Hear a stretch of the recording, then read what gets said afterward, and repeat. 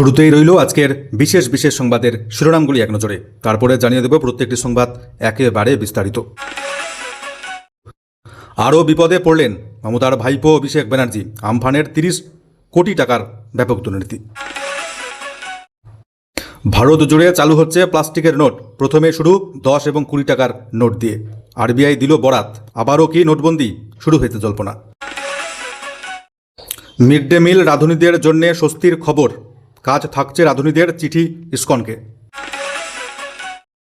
মমতার কালীঘাট তৃণমূল ছেড়ে ঋতব্রত শিবিরে যোগ দেওয়া তৃণমূল সাংসদ বিধায়কদের শুভেন্দু লাথি মেরে মেরে বের করবেন, নির্দিষ্ট তারিখ জানিয়ে দিলেন কল্যাণ ব্যানার্জি। লোকসভায় প্রথম সারিতে বসার যোগ্য নয় মমতার কালীঘাটের ছোট তৃণমূল, বিস্ফোরক সুদীপ বন্দ্যোপাধ্যায়। পুলিশ কর্মীর একাধিক বিয়ে, অবিলম্বে গ্রেপ্তারের নির্দেশ মুখ্যমন্ত্রীর। মধ্যপ্রদেশে অভিন্ন দেওয়ানি বিধি হলো চালু, ঘোষণা স্বয়ং মুখ্যমন্ত্রীর। পশ্চিমবঙ্গ অতি দ্রুত আসছে অভিন্ন দেওয়ানি বিধি, ঘোষণা শুভেন্দু অধিকারীর। কুত্তাকে পোছে আমাকে পোছে না, অমিত শাহের বৈঠকে ডাক না পেয়ে বিস্ফোরক উত্তরবঙ্গের প্রভাবশালী নেতা অনন্ত মহারাজ। বন্দে মাতরমের অপমানকে শাস্তিযোগ্য অপরাধ করতে আজ সংসদে সোমবার আসছে বিল।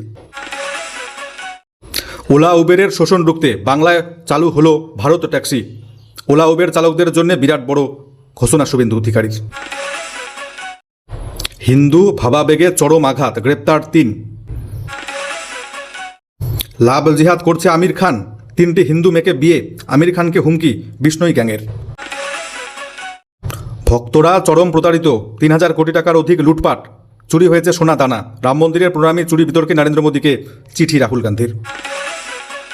কেমন থাকবে আবহাওয়া, লাল সতর্কবার্তা বিভিন্ন জেলায়, উত্তরবঙ্গ থেকে শুরু করে দক্ষিণবঙ্গ দুর্যোগ চলবে। আবহাওয়া দপ্তরের ওয়েদার রিপোর্টে বিস্তারিত জানাবো। শেষ পর্যন্ত জুড়ে থাকুন। একটা কাজ করবেন, শেয়ার করে দেবেন খবরগুলিকে বেশি বেশি মানুষের কাছে যাতে পৌঁছে যায়। কমেন্ট করে আপনার মতামত লিখে জানাতে পারেন। তো চলুন এবার দেখে নেব বিস্তারিত সংবাদগুলি। 30 কোটি টাকার দুর্নীতি, আরও বিপদ বাড়ল অভিষেক ব্যানার্জির। দিন দিন বিপদ বাড়ছে অভিষেক ব্যানার্জির। এবার তার বিরুদ্ধে উঠল আমফানের ত্রাণ বিলি নিয়ে গুরুতর দুর্নীতির অভিযোগ। এই অভিযোগ তুলে এবার দক্ষিণ 24 পরগনার নওদাখালী জেলায় ডায়মন্ড হারবারের সাংসদের বিরুদ্ধে লিখিত অভিযোগ দায়ের করলেন বিজেপি নেতা অভিজিৎ দাস ওরফে ববি।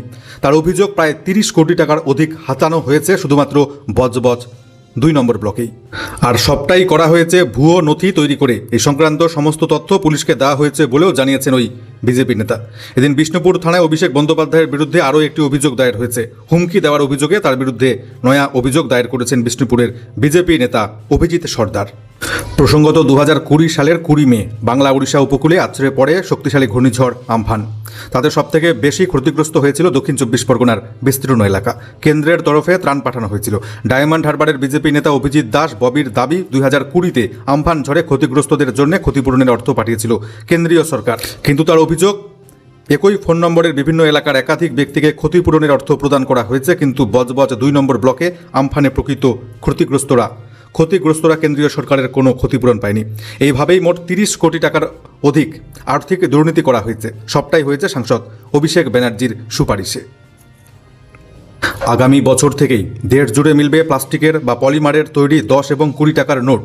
এই প্রকল্পের জন্য প্রয়োজনীয় কাঁচামাল পেতে গ্লোবাল টেন্ডার ডাকল রিজার্ভ ব্যাঙ্ক অফ ইন্ডিয়া। জানা যাচ্ছে কাগজের বদলে প্লাস্টিক বা পলিমারের নোট আনতে চলেছে রিজার্ভ ব্যাঙ্ক অফ ইন্ডিয়া। তারই সূচনা হিসেবে পরীক্ষামূলকভাবে 10 টাকা এবং 20 টাকার নোট চালু করবার পরিকল্পনা নেওয়া হলো। তাতে সাফল্য মিললে 2027 সাল থেকেই 50 টাকা, 100 টাকা এবং 500 টাকার নোট তৈরির ক্ষেত্রেও পলিমার বা প্লাস্টিক ব্যবহার করবে আরবিআই অর্থাৎ রিজার্ভ ব্যাঙ্ক অফ ইন্ডিয়া। জানা যাচ্ছে আরবিআই এর অধীনে নোট ছাপানোর দায়িত্ব রয়েছে ভারতীয় রিজার্ভ ব্যাঙ্ক নোট মুদ্রণ প্রাইভেট লিমিটেড।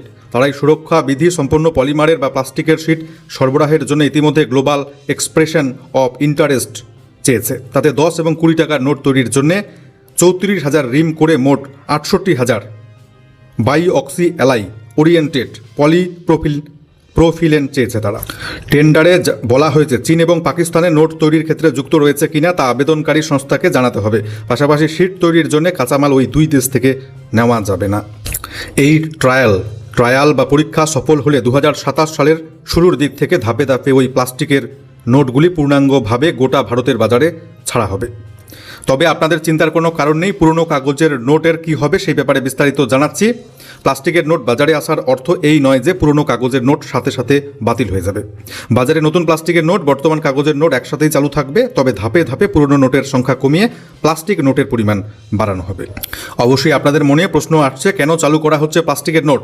তো আপনাদেরকে জানাই, কাগজের নোট জল, আর্দ্রতা, অতিরিক্ত ব্যবহারে দ্রুত ছিঁড়ে নষ্ট হয়ে যায়, কিন্তু পলিমার আর প্লাস্টিকের নোট সহজে নষ্ট হয় না, নোংরা হয় না, জল লাগলেও অক্ষত থাকে।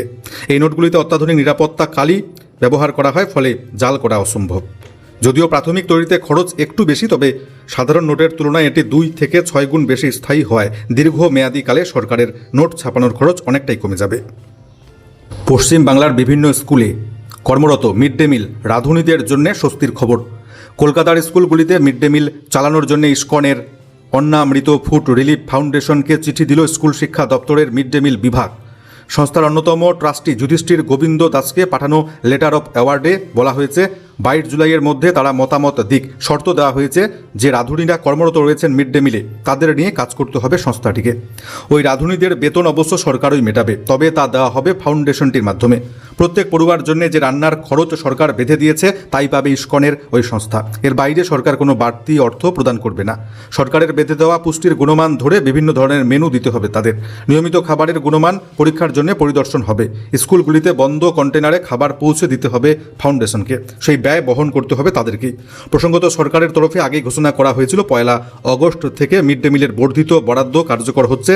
কলকাতার স্কুলগুলিতে আপাতত মিড ডে মিল দেবে ইসকন, পরবর্তীকালে ধাপে ধাপে গোটা রাজ্যেই এই নিয়ম চালু করা হবে বলে জানিয়েছেন রাজ্যের মুখ্যমন্ত্রী। মমতা ব্যানার্জির কালীঘাটের তৃণমূল ছেড়ে ঋতব্রত শিবিরে যোগ দেওয়া তৃণমূলের একাধিক সাংসদ, বিধায়ক, নেতা, মন্ত্রীদের শুভেন্দু অধিকারী লাথি মেরে মেরে বের করে দেবে, জানিয়ে দিলেন কল্যাণ ব্যানার্জি। আগামী 21শে জুলাই শহীদ দিবসের প্রস্তুতি সভা করতে রবিবার মুর্শিদাবাদের রঘুনাথগঞ্জের জেলা পরিষদ ডাকবাংলো অনুষ্ঠান বাড়িতে ঋতব্রত তৃণমূল কংগ্রেস এবং এনসিপিআই দলের বিধায়ক এবং সাংসদদের তীব্র ভাষায় আক্রমণ করলেন মমতার তৃণমূল কংগ্রেসের নেতা কল্যাণ ব্যানার্জি। তিনি এদিন স্পষ্ট ভাষায় জানিয়ে দেন, যারা মমতা ব্যানার্জি তৃণমূল কংগ্রেসের সঙ্গে বেইমানি করে অন্য দলে নাম লিখেছে তাদের এক্সপায়ারি ডেট ঠিক হয়ে গিয়েছে। 2029 সালের এপ্রিল মাসের পর শুভেন্দু অধিকারী ওদের ধরে ধরে লাথি মেরে বের করে দেবে। ঋতব্রতপন্থীদের প্রকৃত তৃণমূল হওয়ার দাবিকে নস্যাৎ করে দিয়ে কল্যাণ ব্যানার্জি জানিয়েছেন, 22 মার্চ 2026 নির্বাচন কমিশনকে তৃণমূলের যে সংবিধান দেওয়া হয়েছে তা এরা ভালো মতো জানে না।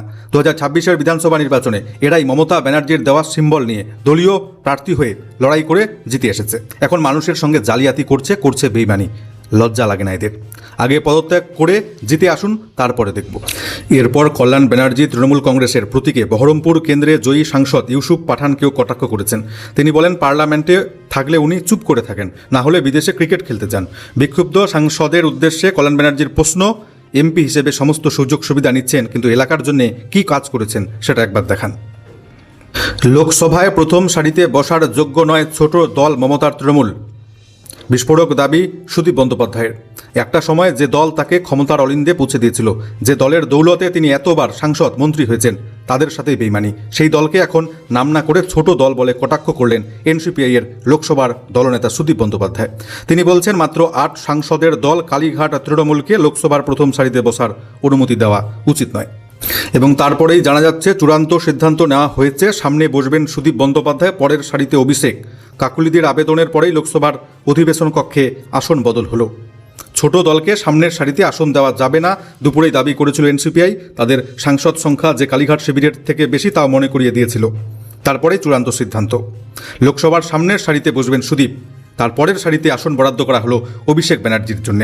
সাংসদের বাদল অধিবেশন শুরুর আগে প্রকাশ্যে এলো অধিবেশন কক্ষের নতুন বসার ব্যবস্থা। শুধুমাত্র সুদীপ বন্দ্যোপাধ্যায় নয়, যে বিদ্রোহীরা তৃণমূল ছেড়ে nationalist citizens party of India বা এনসিপিআইতে যোগ দিয়েছেন, সকলেই বসবেন সামনের সারিতে। দ্বিতীয় সারিতে আসন বরাদ্দ করা হয়েছে অভিষেক ব্যানার্জি এবং কালীঘাট তৃণমূলের বাকিদের জন্য। মমতার তৃণমূলে ভাঙন ধরার পর কালীঘাট শিবির বর্তমানে সংখ্যা লঘু। লোকসভায় অভিষেক সহ 8 সাংসদ রয়েছে কালীঘাট তৃণমূলের। অপরদিকে বিদ্রোহীদের এনসিপিআইতে রয়েছে 20 জন সাংসদ।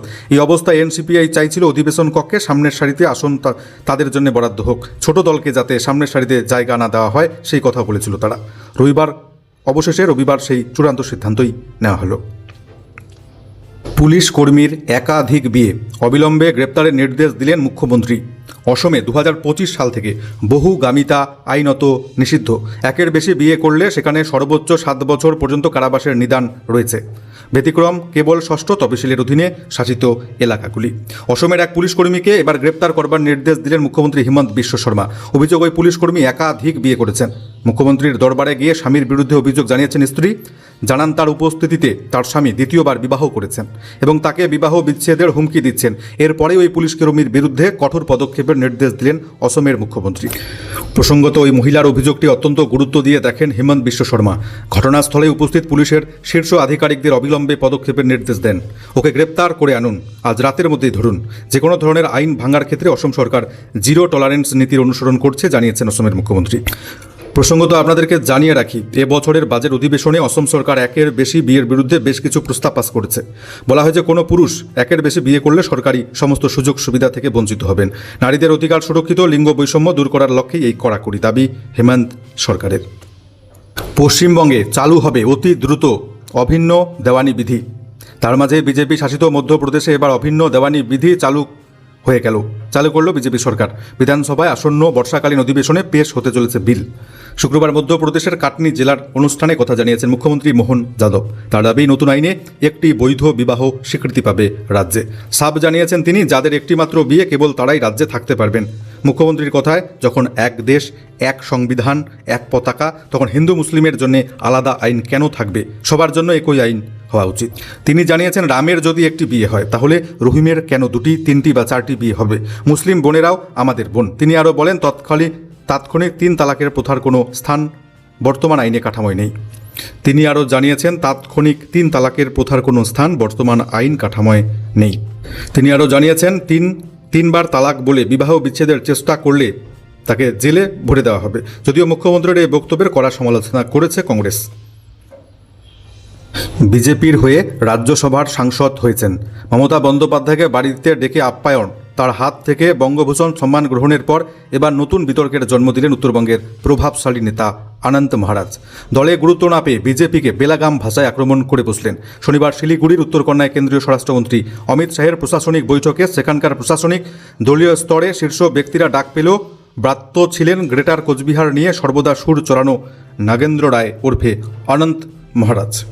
তাতে ক্ষিপ্ত হয়ে তার বক্তব্য, বিজেপিকে এই পশ্চিমবঙ্গে ক্ষমতায় নিয়ে এসেছি আমি, এখন সরকার হয়েছে, ওরা এখন কুত্তাকে পোছে আর আমাকে পোছে না। বন্দে মাতরমের অপমানকে শাস্তিযোগ্য করতে আজ সোমবার সংসদে আসছে বিল। রাজ্যসভায় পেশ করছেন অমিত শাহ। জাতীয় সঙ্গীত, জাতীয় পতাকা বা সংবিধানের অপমান করলে শাস্তির বিধান রয়েছে। এবার জাতীয় গান বন্দে মাতরমের অপমানকেও শাস্তির আওতায় আনছে কেন্দ্রীয় সরকার। এবার এমন আইনি বন্দোবস্ত করতে উদ্যোগী কেন্দ্র। আজ সোমবার সংসদের বাদল অধিবেশনের প্রথম দিনেই রাজ্যসভায় এই সংক্রান্ত বিল পেশ করছেন অমিত শাহ। নতুন বিলে জাতীয় গান গাওয়ার সময় বিঘ্ন ঘটানো, এটিকে অপমান করাকে ফৌজদারি অপরাধ হিসেবে গণ্য করা হয়েছে। প্রস্তাব এর জন্য 3 বছর পর্যন্ত কারাদণ্ড হতে পারে। ওলা এবং উবেরের মতো বেসরকারি ক্যাব সংস্থাগুলি ট্যাক্সি চালকদের শোষণ করছে। তাই চালকদের স্বার্থে আগে ভারত ট্যাক্সির আনুষ্ঠানিক সূচনা করেছিলেন কেন্দ্রীয় স্বরাষ্ট্র সমবায় মন্ত্রী অমিত শাহ। এবার তিনি বাংলায় এসে ঘোষণা করলেন, বাংলার ট্যাক্সি চালকরাও ওই প্রকল্পের অন্তর্ভুক্ত হচ্ছেন। রবিবার রাজ্যের সঙ্গে মৌ স্বাক্ষর করেছে ভারত ট্যাক্সি। এর ফলে লাভবান হবেন বাংলার ট্যাক্সি চালকরা। ভারত ট্যাক্সির আওতায় চালকের জায়গায় সারথির কনসেপ্ট লঞ্চ করা হয়েছে। এখানে চালকরাই কোম্পানির মালিক, সম্পূর্ণ মুনাফা যাবে চালকদের পকেটে। এই বিষয়ে এদিন অমিত শাহ বলেন, সারথিকেই কোম্পানির মালিক বানিয়ে কোঅপারেটিভ ভারত ট্যাক্সির স্থাপন করেছি। সারথিকে ট্যাক্সি চালক হতে হবে না, তিনি হবেন গাড়ির মালিক, আবার তিনি ভারত ট্যাক্সি কোম্পানির মালিক। মুনাফা সোজা যাবে চালকের পকেটে। এই নিয়ে রাজ্যের সঙ্গে ভারত ট্যাক্সির মৌ স্বাক্ষর হয়েছে রবিবার। চলতি বছর ভারত ট্যাক্সির সূচনা করেছিলেন অমিত শাহ। বেসরকারি ক্যাব সংস্থার মডেলের সমালোচনা করে দেশের ট্যাক্সি চালকদের পাশে দাঁড়িয়েছেন তিনি। প্রাথমিক পর্যায়ে গুজরাটের 14টি শহরে এই পরিষেবা চালু হয়েছে। পরে ধীরে ধীরে গোটা দেশে ভারত ট্যাক্সি চালুর প্রতিশ্রুতি দিয়েছিলেন অমিত শাহ। এবার পশ্চিমবাংলাতে ভারত ট্যাক্সি পরিষেবা চালু করতে মৌ স্বাক্ষরিত হলো। আপনাদেরকে জানিয়ে রাখি, বেসরকারি ওলা উবেরের মতো সংস্থাগুলি ওই ট্যাক্সি চালকদের কাছ থেকে ব্যাপক অঙ্কের টাকা কমিশন নেয়। এর ফলে ক্ষতিগ্রস্ত হয় চালকরা। তাই তাদের স্বার্থেই ভারত ট্যাক্সি পরিষেবা চালু করা হয়েছে। কোনো রকম কমিশন কাউকে দিতে হবে না, ভাড়ার সম্পূর্ণটাই দেবেন ট্যাক্সি ড্রাইভার। এই পরিষেবায় যাত্রীদের ভাড়ার পুরো টাকাই চালকরা পাবেন। এছাড়া চালকরাই ওই প্ল্যাটফর্মের মালিকানার অংশীদার হবেন। হিন্দু ধর্মে হিন্দু ভাবাবেগে চরম আঘাতের অভিযোগ, গ্রেপ্তার 3। অযোধ্যায় সরজু নদীবক্ষে নৌকার মধ্যে দেদার মদ মাংস পার্টি। ঘটনার ভিডিও ভাইরাল, হিন্দুর ধর্মীয় ভাবাবেগে আঘাতের অভিযোগ, ইতিমধ্যে গ্রেপ্তার 3 অভিযুক্ত। পুলিশ সূত্রে জানা গিয়েছে ভাইরাল ভিডিওটিতে ক্যান্টনমেন্ট থানা এলাকার গুপ্তার ঘাটের সেখানে দেখা যাচ্ছে 4 জন যুবক সরজু নদীতে নৌকা বিহার করছেন। নৌকায় বসেই চলছে দেদার মদ্যপান। এক যুবক বন্ধুদের পরিচয় করিয়ে দেন। ভিডিওটিতে লবকুশ নিষাদ, রাজকুমার নিষাদ, জিতেন্দ্র নিষাদের নাম উল্লেখ করা হয়েছে। উল্লেখ্য, রাম জন্মভূমির সরজু নদীর তীরে অবস্থিত গুপ্তার ঘাট একটি প্রধান তীর্থস্থান। সেখানে হাজার হাজার ভক্ত প্রত্যেকদিন পুণ্য স্নান পুজো করেন। সেখানে মদ মাংসের পার্টির ভিডিও দেখে সোশ্যাল মিডিয়ায় ক্ষোভ উগরে দিয়েছেন নেটিজেনরা। লাভ জিহাদ করছেন বলিউড সুপারস্টার আমির খান। আমির খানকে এবার হুমকি বিষ্ণই গ্যাংয়ের। সলমনের পর এবার বিষ্ণই গোষ্ঠীর টার্গেট আমির খান। সোশ্যাল মিডিয়ায় বলিউড অভিনেতাকে হুমকি লরেন্স বিষ্ণই গ্যাংয়ের। তাদের দাবি লাভ জিহাদকে প্রশ্রয় দিচ্ছেন আমির খান। তিনটি হিন্দু মেয়েকে বিয়ে করেছেন তিনি। সোশ্যাল মিডিয়ায় ছড়িয়ে পড়া একটি ভয়েস নোটে বলা হয়েছে আমিরকে আর বরদাস্ত করা যাবে না। সম্প্রতি দীর্ঘদিনের প্রেমিকা গৌরী স্পার্টের সঙ্গে তৃতীয়বার বিয়ে সেরেছেন আমির খান। তারপর থেকেই তার বিরুদ্ধে লাভ জিহাদের অভিযোগ তুলছেন বিজেপি হিন্দুত্ববাদী সংগঠনের একাধিক নেতা। এবার সরাসরি বিষ্ণয় গোষ্ঠীর তরফে হুমকি দেওয়া হলো আমির খানকে। ভক্তদের দান করা অযোধ্যা রাম মন্দিরের কোটি কোটি প্রণামী চুরি, বিতর্কে দেড় জোরে শোরগোল। পরিস্থিতিতে প্রধানমন্ত্রী নরেন্দ্র মোদীকে চিঠি কংগ্রেস সাংসদ, লোকসভার বিরোধী দলনেতা রাহুল গান্ধী, বর্ষিয়ান কংগ্রেস নেতা মল্লিকার্জুন খাড়গের। গোটা ঘটনায় নিরপেক্ষ পূর্ণাঙ্গ তদন্তের দাবি জানিয়েছেন তারা। চিঠিতে লেখা হয়েছে, লক্ষ লক্ষ ভক্ত বিশ্বাস ভক্তির সঙ্গে তাদের কষ্টার্জিত অর্থ দান করেছিলেন, কিন্তু আজ তারা ওই চুরির ঘটনায় প্রতারিত হয়েছেন। কিন্তু এই বিষয়ে প্রধানমন্ত্রীর নীরবতা একেবারেই গ্রহণযোগ্য নয়। গোটা ঘটনায় পুঙ্খানুপুঙ্খ তদন্ত, ট্রাস্টের নথিপত্র জনসমক্ষে প্রকাশ করবার আহ্বান জানিয়েছেন রাহুল গান্ধী। ট্রাস্টের প্রসঙ্গ উল্লেখ করে তারা বলেন, সুপ্রিম কোর্টের নির্দেশ অনুযায়ী প্রধানমন্ত্রীর সংসদে একটি উল্লেখ্য অযোধ্যা রাম মন্দিরে 3000 কোটি টাকা চুরিতে প্রশ্নের মুখে শ্রীরাম জন্মভূমি তীর্থক্ষেত্র ট্রাস্টের সদস্যরা। এই পরিস্থিতিতে বিতর্ক সামাল দেওয়ার চেষ্টা করছে উত্তরপ্রদেশ সরকার। দ্রুত গঠিত হয়েছে সিট, তবে তারা এখনও চূড়ান্ত রিপোর্ট দিতে পারেনি। সূত্রের খবর, ট্রাস্টের প্রধান চম্পদ রায়কে ওই রিপোর্ট সেভাবে দোষী হিসেবে ধরা হয়নি, তবে অনেক বেশি কাঠগড়ায় তোলা হয়েছে মন্দিরের নির্মাণের দায়িত্বে থাকা অনিল মিশ্রকে। প্রসঙ্গত, রাম মন্দিরে নগদ প্রণামী জমা পড়েছে 3500 কোটি টাকার বেশি, সঙ্গে অগণিত সোনার উপর গয়না। ওই ধনরাশির একটা বিরাট অংশের কোনো হদিশ মিলছে না। নগদ টাকা গয়নার পাশাপাশি মন্দিরের হেফাজত থেকে গায়েব দানের পাওয়া রূপোর তৈরি ভসুন্ডির কাকও। চলবে দুর্যোগ, ভারী থেকে অতি ভারী বৃষ্টিপাতের সতর্কবার্তা। লেটেস্ট ওয়েদার রিপোর্টটি পৌঁছে দিচ্ছি সরাসরি আপনাদের কাছে। আজকে উত্তরবঙ্গ জুড়ে চলবে দুর্যোগ। আজ সোমবার দার্জিলিং, জলপাইগুড়ি, কালিম্পং, আলিপুরদুয়ার, কোচবিহারে ভারী থেকে অতি ভারী বৃষ্টির জন্য জারি রয়েছে কমলা সতর্কবার্তা। উত্তর দিনাজপুর জেলায় আজকে ভারী বৃষ্টিপাতের সতর্কবার্তা রয়েছে। উত্তরবঙ্গের বাকি দুটো জেলাতেও ঝড় বৃষ্টির জন্য সতর্কবার্তা জারি করেছে আবহাওয়া দপ্তর। মঙ্গলবার উত্তরবঙ্গের 8 জেলায় হলুদ সতর্কবার্তা রয়েছে, তবে বুধবার থেকে উত্তরবঙ্গে ঝড় বৃষ্টির প্রকোপ কিছুটা কমতে চলেছে। অপরদিকে আজকে সোমবার দক্ষিণবঙ্গের পুরুলিয়া, বাঁকুড়া, পূর্ব পশ্চিম বর্ধমান, বীরভূম, মুর্শিদাবাদ, নদিয়া ঝড় বৃষ্টির জন্য হলুদ সতর্কবার্তা জারি করেছে আবহাওয়া দপ্তর। বাকি জেলাগুলিতে সতর্কবার্তা জারি করার মতো পরিস্থিতি নেই আজকে, তবে মঙ্গলবার দক্ষিণবঙ্গের সব জেলায় ঝড় বৃষ্টির সতর্কবার্তা রয়েছে। উত্তর এবং দক্ষিণ 24 পরগনা, নদিয়ায় ভারী থেকে অতি ভারী বৃষ্টিপাতের সতর্কবার্তা। বুধবার ওই দুটো জেলার পাশাপাশি হাওড়া, পূর্ব পশ্চিম মেদিনীপুরেও ভারী বৃষ্টিপাতের সম্ভাবনা রয়েছে। শুক্রবার পর্যন্ত কলকাতা সহ দক্ষিণবঙ্গের সব জেলাতেই ঝড় বৃষ্টির সম্ভাবনা। বৃষ্টির পাশাপাশি ঘন্টায় 40 কিলোমিটার গতিবেগে ঝোড়ো হাওয়া বইতে পারে। আমাদের আজকের সংবাদগুলো এই পর্যন্তই। ফিরে আসছি পরবর্তী গুরুত্বপূর্ণ সংবাদগুলির সাথে। ধন্যবাদ।